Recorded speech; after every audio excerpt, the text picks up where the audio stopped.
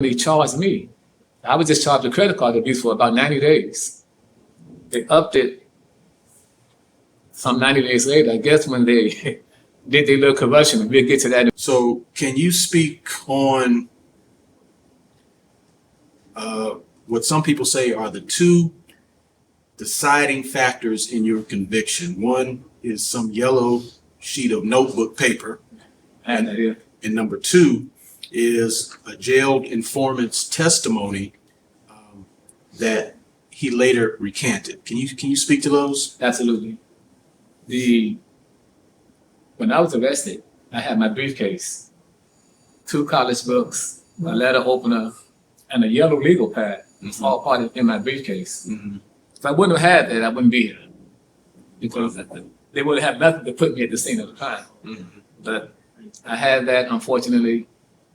Ultimately, they went inside my property, Harris County Jail property room, where all my property, watch, everything was, and they took the front sheet of the legal pad and claimed they found this at the scene of the crime.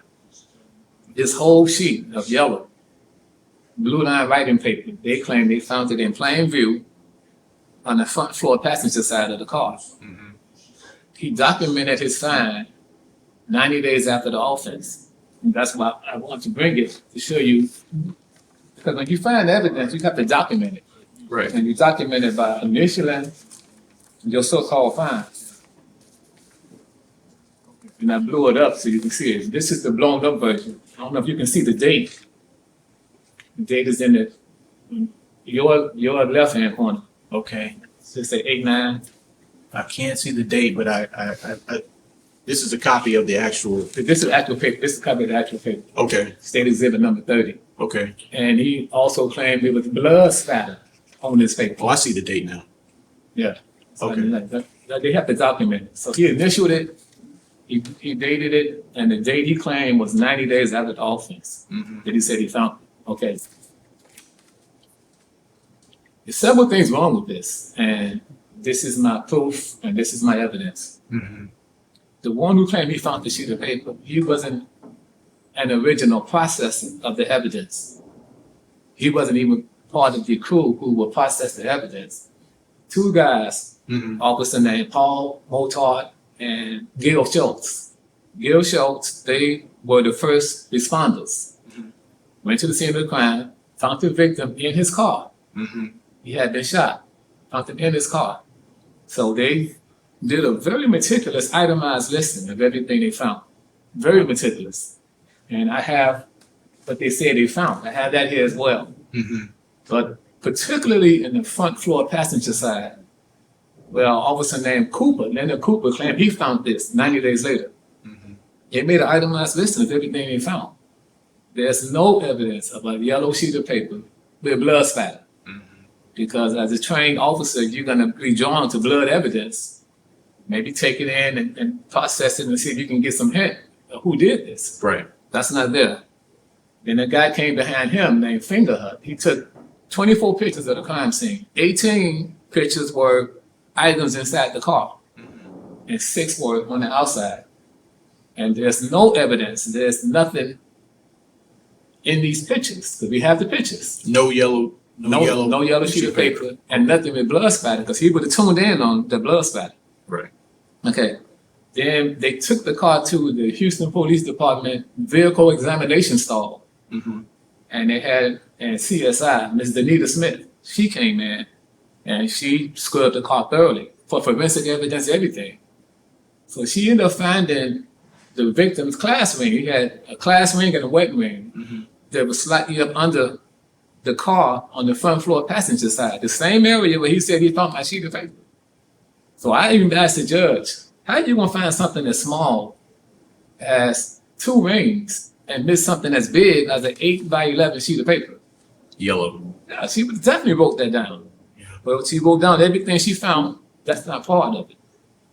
So I don't know if the DA just didn't think deep enough, but the evidence of what was found was already into the records. That was already established. That's already written in stone. So for you to come 90 days later and then try to insert this into evidence and claim you found this into evidence, To me, you just didn't think deep enough, because if you would have, you would have known that it's already itemized listing, already pictures, it's already another itemized listing from another person.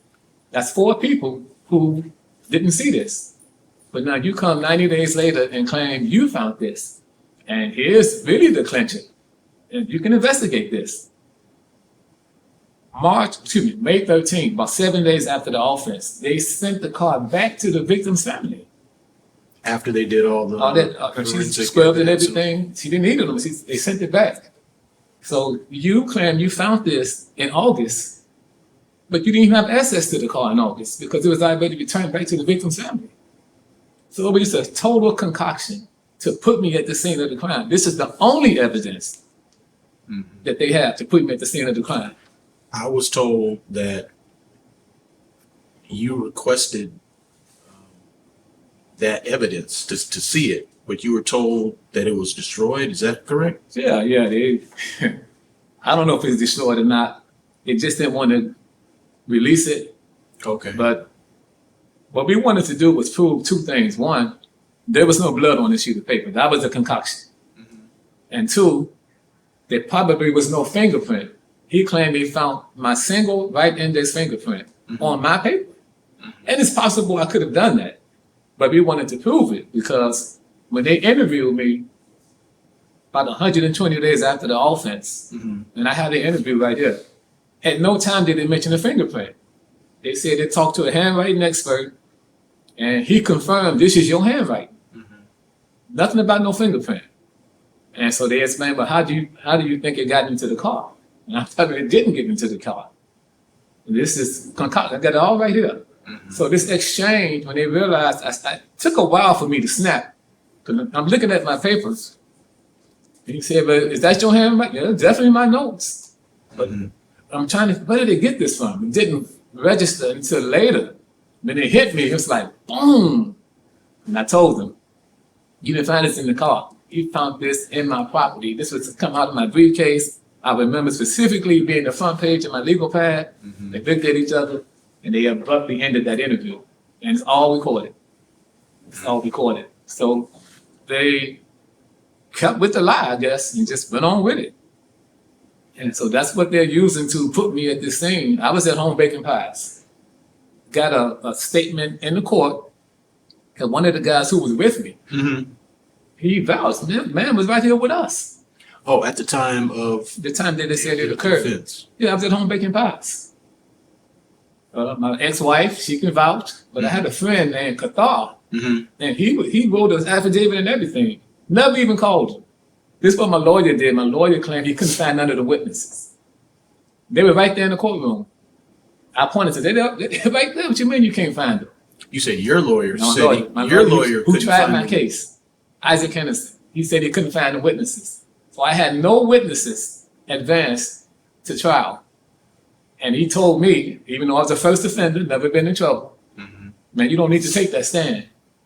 You said you was not guilty, that's enough. You don't need to go through the rigor of cross-examination and him tricking you up.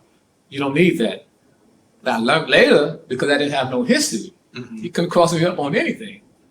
And then standing on truth, you can't cross me up on that because I know the truth. Yeah. So this is what led to the sheet of paper. Well, in the 80s, they had a thing called Boogie Down. I don't know if you ever heard that expression. I have.